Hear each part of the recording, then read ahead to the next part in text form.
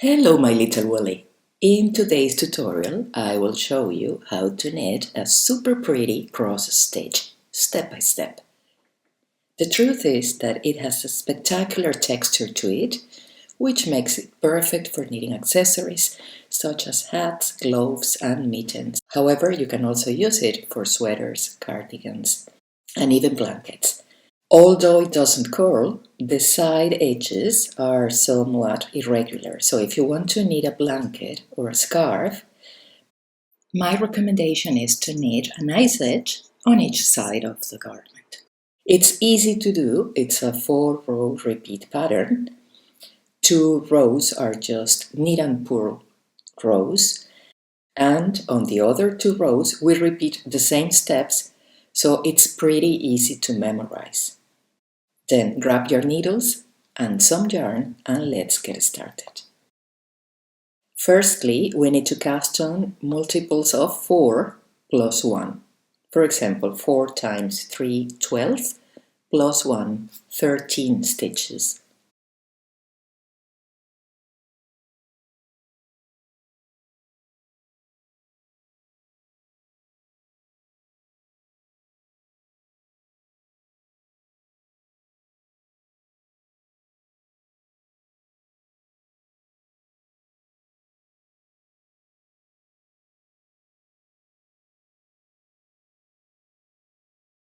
First row, wrong side of the work. The odd rows create the wrong side of the work.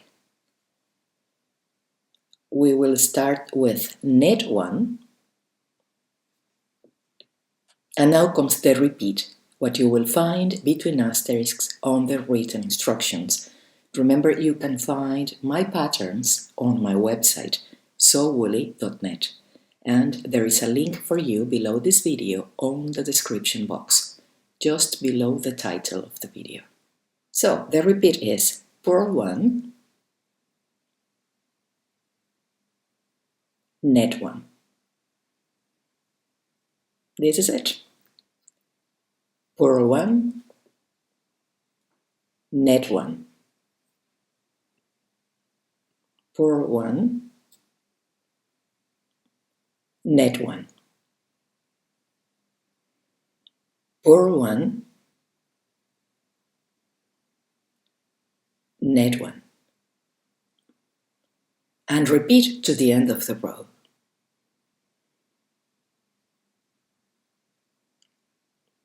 Purl 1. And when you get to the last one, we're going to knit the last stitch but through the back loop. So this way we can avoid a huge loop there in that corner. Second row, right side of the work. We start with purl 1, and now comes the repeat. With yarn in back, slip 1 as if to purl, just pass it onto the right hand needle as if to purl. Now we're going to do an increase, it's called KFB.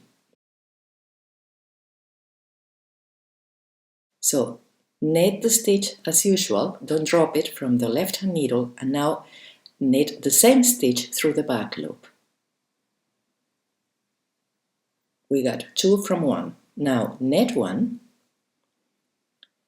count 3 and pass the 4th, the slip stitch, over the last 3 stitches.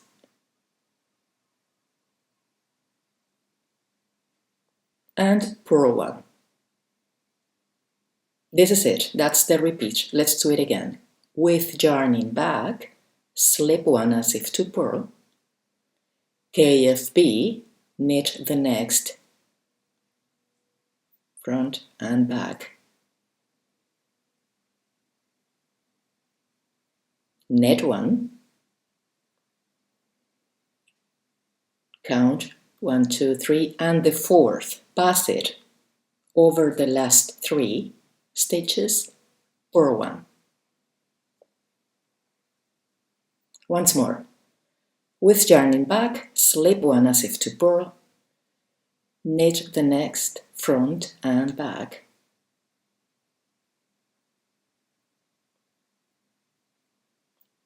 Knit the next, pass the fourth stitch over the last 3, and purl the last one. If you have more stitches, keep repeating to the end of the row. Row 3. As per row 1, we start with knit 1, and now comes the repeat. Purl 1, knit 1, purl 1, knit 1, purl 1, knit 1, and repeat to the end of the row.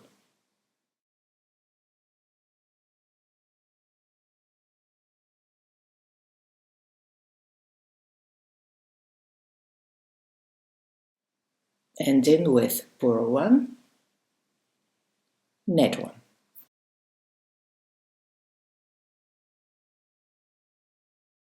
Row 4. We start with purl 1, knit 1, purl 1, and now comes the repeat. Same steps with yarning back, slip 1 as if to purl, knit the next front and back,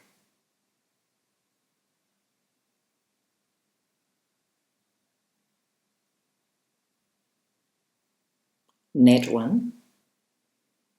Now pass the slipped stitch over the last 3 stitches, knit, purl 1, and repeat. With yarning back, slip 1 as if to purl, knit the next front and back, knit 1, pass the slipped stitch over the last 3, be careful not to split the yarn, purl 1. And keep repeating if you have more stitches, until there are only 2 stitches left, ending with knit 1, purl 1. So that's it. These 4 rows create a pattern. Repeat them until the desired length is reached. When finished, bind off, working each stitch as it presents after a row 2, facing the wrong side of the work. So as if you were to knit a row 3. You should bind off, knit 1, purl 1, bind off, knit 1, bind off, purl 1, knit 1, and so on. And that's everything for today, my little woolly. I hope you enjoyed this tutorial. Thank you for watching. Don't forget to subscribe to the channel, and happy knitting!